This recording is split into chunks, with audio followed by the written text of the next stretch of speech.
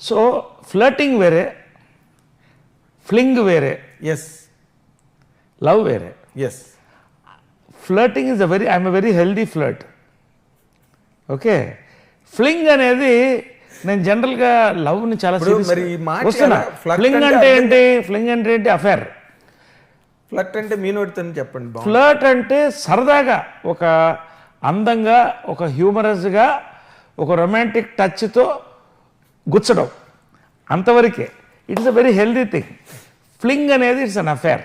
Yes affairs అలా పెట్టుకోవడం నాకు ఇష్టం లేదండి. I'm serious lover. నేను లవ్ చేస్తే చాలా, అదే వచ్చిన ప్రాబ్లం నాకు. నేను లవ్ చేస్తే చాలా సీరియస్గా లవ్ చేస్తా. చేశారు అవతల వ్యక్తి చేశాం కాబట్టి ఇన్నైనా కదా, కాబట్టి అది ఇప్పుడు నాకు తెలిసి మీరు బాగా సీరియస్ లవ్లో పడిపోయి 2 ఏళ్ళు నిద్ర లేకుండా లవ్లో మునిగి తేలారంటే అది ఒక పవిత్ర లోకేష్ గారితోనే నేను అనుకుంటున్నాను. తక్కువని ఐ డోంట్ నో. నేను ఇట్స్ సి అదే ఒక్కొక్క ఏజ్లో ఒక్కొక్కలాగా పెడుతుంది లైఫ్. బట్ లవ్ కూడా అండి, ఒకటి నేను చెప్తాను లవ్ గురించి. అదే మొన్న ఎవరు మన అనిల్ రావుపూడి షోలో చెప్తున్నాడు, లవ్ అంటే అథారిటీ ఆయనే అండి. కాబట్టి అంటే లవ్ అనేది ఒక్కొక్క ఏజ్లో, 16 ఏళ్లలో లవ్ ఏంటంటే చక్కగా కలిసి సినిమా థియేటర్కి వెళ్ళి చేతులు గీతులు పట్టుకోవడం, ఇది లవ్. 16 ఇప్పటికైనా అంతే, అక్కడే స్టార్ట్ అవుతుంది. 20-25 ఏళ్లలో లవ్ ఏంటంటే కొంచెం ఫిజికల్గా పెడుతుంది. 35-40 పెళ్లి చేసుకోవాలి, సెటిల్ అవ్వాలని ఉంటుంది. కానీ అసలు ఇవన్నీ దాటి ఒక కంపానియన్షిప్ కావాలనేది 40 తర్వాత స్టార్ట్ అవుతుందండి. Today I'm 59 going 60, 50 years in films. So ఈ టైంలో కంపానియన్ కావాలి అనుకున్నప్పుడు అప్పుడు ఎవరు గుర్తొస్తారంటే, నా తల్లి లాంటి ఒక మనిషి కావాలనుకుంటాడు. పవిత్రని అలాగే నేను చూశాను, అలాగే చూస్తున్నా, అలాగే చూస్తా. సో నిజమైన లవ్ నాకు అందుకోవడానికి 60 ఏళ్ళు పట్టింది. బా బా what a long wait. It is అదే చెప్పాను కదా, ఇట్ ఈస్. మిమ్మల్ని ఇంకో మాట అడగాలి. నేను many times I failed in love అని చెప్పారు.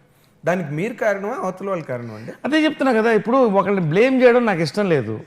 వాళ్ళదే తప్పు కావచ్చు, నాది తప్పు కావచ్చు. బ్లేమ్ పార్ట్ కాదు, బ్లేమ్ నేనేమంటానంటే, తప్పు కాదు అన్నం కంటే కంపాషబిలిటీ అండి. నువ్వు నా దగ్గర ఏం కోరుకుంటున్నావు, నేను నీ దగ్గర ఏం కోరుకుంటున్నా. కృష్ణ గారు, విజయమ్మ గారు లవ్ సక్సెస్ ఏంటో చెప్పండి. మీరు చెప్పండి. వాళ్ళది నాకు అర్థమైనంత వరకు చెప్తున్నాను సార్. వాళ్ళిద్దరిది ఒక మ్యూచువల్ అడ్మిరేషన్ ఒకటి, first. 2 mutual trust, right. 3 mutual cooperation. They lived for each other. Correct. They did not want anything else. Perfect. ఇప్పుడు లాస్ట్ చెప్పారే, అదే నేను కోరుకు. ఇప్పుడు వాళ్ళ పిల్లల్ని కూడా కోరుకోలే, అంతకన్నా సాక్రిఫైస్ మరి ఉండదు. ఏది వాళ్ళు మంచి ఏజ్లో ఉన్నప్పుడు కదా మ్యారేజ్ చేసుకున్నారు. అండ్ వాళ్ళు they both of them they are 2 distinct institutions. అందరిని కలిపి ఒక ఫ్యామిలీ చేశారు కదా. అవును. అది సెల్ఫ్లెస్ లవ్ అండి. సెల్ఫ్లెస్ లవ్ నేను కోరుకుంటా. అది నాకు దొరకనప్పుడు నాకు హక్కు ఉంది to live or let live. Live and let die కాదు, లివ్ అండ్ లెట్ లివ్. వాళ్ళ జీవితం వాళ్ళది, మన జీవితం వాళ్ళది. ఇంతకంటే నేనేం కోరుకోలేదండి. సెల్ఫ్లెస్ లవ్ కావాలి. అది నేను పవిత్రలో చూశాను, మా అమ్మని పవిత్రలో చూశాను. కాబట్టి నా లైఫ్ ఫ్యూచర్లో బాగుండాలంటే నా చుట్టూ 100 మంది ఉన్నారు, కుటుంబాలు పనిచేస్తున్నాయి, నా ఒక్కడే కాదు, పిల్లలు ఉన్నారు. వీళ్ళందరూ బాగుండాలంటే నేను సేఫ్గా ఉండాలి, నేను కంపాషబుల్ వ్యక్తితో ఉండాలి, సెల్ఫ్లెస్గా ఈ ప్రేమ ఉండాలి. ఇది అంతే. తర్వాత ఇంకొక ముఖ్యమైన పాయింట్ సార్, మీ జీవితంలో కృష్ణ గారు, విజయనిర్మల్ గారు వాళ్ళిద్దరూ భార్యాభర్తలు అవడం ఒక పాయింట్ అయితే, ఈ ఇంటికి పెద్దలు, మీకు తల్లి తండ్రి స్థానం వాళ్ళిద్దరిది. మీకు కృష్ణ గారితో ఎటువంటి రిలేషన్ ఉండేది సార్? ఇప్పుడు relation in the sense interaction, concern. ఇందాక మీరు చెప్పారు లవ్ స్టోరీకి ఆయనే అడిగి మరి. నిజంగా ఈజ్ గాడ్ ఫాదర్ అనే పదం ఉంటే he is my godfather. Oh great అండి, great. Father in steps and relationship ఎలా ఉండాలో, father and steps and relationship బాగా చెప్పారు, బాగా చెప్పారు. అంతకంటే అద్భుతమైన నా లైఫ్లో చూడలేదండి. ఎందుకంటే చిన్నప్పటి నుంచి వాళ్ళిద్దరూ పెళ్లి చేసుకున్న దగ్గర నుంచి కలిసి రోజు నాతో బ్రేక్ఫాస్ట్ మాట్లాడుతూ మమ్మల్ని అందరినీ తీసుకెళ్ళి టిఫిన్లు పెడుతూ అందరి పిల్లల్ని కలిపి తీసుకెళ్లారు వాళ్ళు. మిమ్మల్ని ఎప్పుడు సెపరేట్గా చూడడం ఎప్పుడు కానీ, ఎప్పుడు ఒక వ్యతిరేక భావంతో చూడడం ఎప్పుడు లేదండి. ఇందిరా అంటే ఇందిరమ్మ గారు లాస్ట్ వరకు కూడా చెప్పేది, వీడు అందరికన్నా మంచివాడు, నీ కాళ్ళకు మొక్కేవాటి, నేనంటే చాలా ఇష్టం.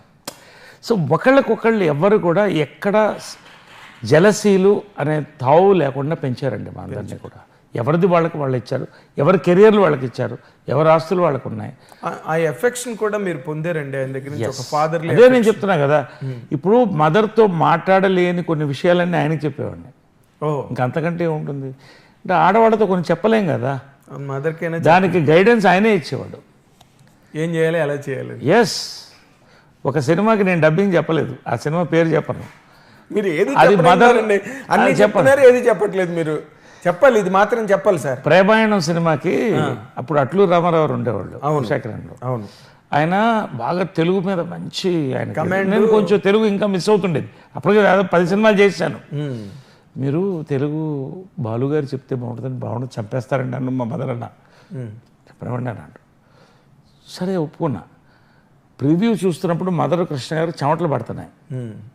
అంతకుముందు చెప్పా, అంకుల్ ఇలాగా నేను డబ్బింగ్ చెప్పలేదు అన్నాడు. అమ్మ ఇప్పుడు చూస్తుంది, పట్టుకుంటుంది, నన్ను తాట తీస్తుంది అన్న. తనకేమీ తెలియదు, నువ్వు ఊరుకో, తనకేం తెలియదు, నువ్వు చూడు అన్నాడు. డబ్బింగ్ వస్తే చాలా బాగుంది, వెళ్ళిపోయింది. అంటే ఆమెను అంత స్టడీ చేసింది ఆయనే, నేను కూడా కాదు. అలాంటివి పోలీస్ భార్య సక్సెస్ అయిందో ఒక్కసారి స్టార్డమ్ వచ్చింది, ఎంత డబ్బులు తీసుకోవాలో తెలియదు, ఆయన గైడ్ చేసేవాడు. తర్వాత చెప్పేవాళ్ళు, బంధువులు ఎవరన్నా వచ్చి సినిమాల కోసం అడిగితే నా కోసం చేయక్కర్లేదు, నీకు నచ్చింది చెయ్యి అంటే. మదర్ చనిపోయినప్పుడు షాటర్ అయిపోయానండి. షాటర్ అంటే ఇంకా ఐ కెన్ అండర్స్టాండ్ సార్. కానీ దిగమింగుకొని అలా ఉండేవాడిని, ఎందుకంటే కృష్ణ గారు బాగుండాలని. ఆయన బాధపడతారని, మళ్ళీ మీరు కూడా బాధపడితే ఆయన కూడా బాధపడ్డామే కదా.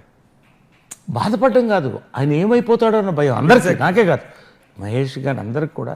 ఆయన ఏంటి పరిస్థితి, ఎందుకంటే 24 hours ఆయన తెలిసింది ఏంటంటే ఇంట్లో వాళ్ళిద్దరు కలిసి ఉండడం, పిల్లల్ని వెళ్ళి కలవడం, వాళ్ళందరినీ పలకరించడం, రావడం, ఇల్లు తప్ప ఆయనకి ఈజ్ అబ్సల్యూట్ ఫ్యామిలీ మ్యాన్.